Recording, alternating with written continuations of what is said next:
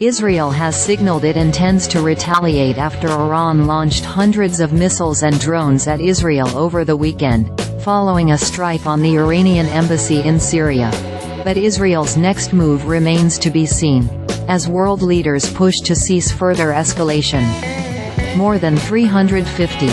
That's the number of ballistic missiles, cruise missiles, armed drones and rockets Iran fired into Israel, according to Israeli military officials.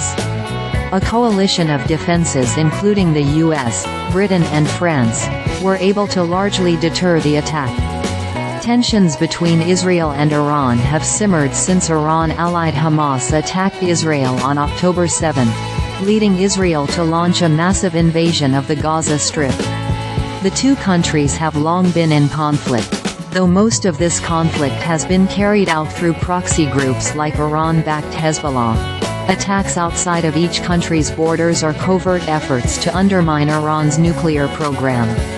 But after an April 1 bombing of the Iranian embassy in Syria killed 7 Iranian military officials, Iran signaled its intention to respond. Saturday's attack marked the first time Iran has ever attacked Israel directly. Israel has been widely linked to the embassy bombing, though it has not publicly claimed responsibility for it. Netanyahu, meanwhile, will have to find a response that threads the needle between his far-right government, which is calling for a forceful response, and growing international pressure to avoid further escalation. Some experts feel certain Israel will respond, though Nimrod Goren, a senior fellow on Israeli affairs at the Middle East Institute, said during an online panel discussion Tuesday it could be difficult to predict how Netanyahu might act and there's little public hunger in Israel for a major response. He noted Netanyahu, facing pressure at home amid the Israel-Hamas war, had already committed to retaliating if Iran attacked Israel, but the context of Iran's attack, largely diverted, might enable him politically to back off a bit and do it in a different way.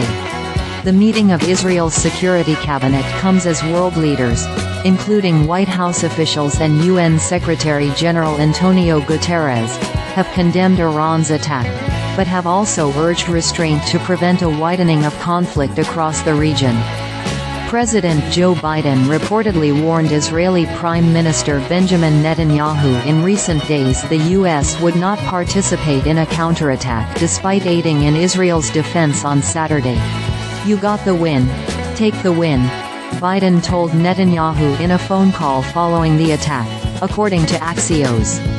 Iran's mission to the UN initially claimed the conflict with Israel could be deemed concluded following Saturday's strikes, but also warned, should the Israeli regime make another mistake, Iran's response will be considerably more severe. The risk of further tensions between the two countries has implications for the United States as one of Israel's closest allies.